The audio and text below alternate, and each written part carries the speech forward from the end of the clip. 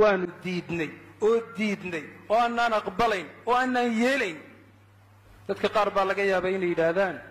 oo tolow culimada reer laascaanood ee minbarada ka qaylinaya ee dad kale isdifaaca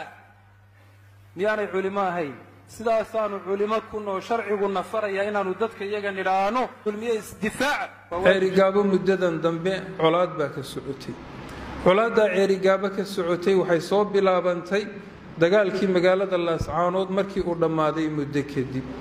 waxa in badan dhibaato ku socotay dad magaalada ceerigaabo degan ayaa dhibaato ku socotay waa ta keentay in la barakiciyo waa ta keentay in la qaxiyo oo maanta reer ceerigaabood dadkii aragtida Soomaaliland xambaarsanaa mooyaane intii kale maanta ay ka maqan yihiin intii kale waa ka maqan yihiin waa in la dilay iyo in qaxday weeyaan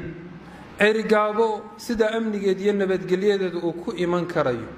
dhiigga daadanayaana uu ku joogsan karayo waxa weeyaan in dadka wada degan nabadgelyana ku wada deganaadaan cidina aanay cidda kale aragtideeda ku khasbin taasa lagu wada deganaan kara taasa dhiigu ku baaqan kara oo dhiigga dhalinyarada Soomaaliyeed ee daadanaya uu ku baaqan kara laakiin aragtideeda ku khasbano hadii kale ka guur ceerigaabo arrintaasi arrin ceerigaaba nabad ku helaysa ma aha waa arrin ceerigaaba ay ku burburayso haddaba lagaga qaxayo lagaga maqan yahay reer ceerigaaboodna way isuhuran yihiin oo ceerigaabo cid walba deganeed way ku noqonaysaa laakiin waxa fiican in ceerigaabo lagu noqdo ceerigaabo nabadgelyo ah ceerigaabo oo aan dhibaato ka dhicin ceerigaabo dhiig ku daadan ceerigaabo oo aan cidina cidda kale aragtideeda ku khasbayn taasay ku fiicanta labada dhinacba dadka waxgaradka inay taa ka shaqeeyaan baa muhiim waayo xalka nabadu taasuu ku jira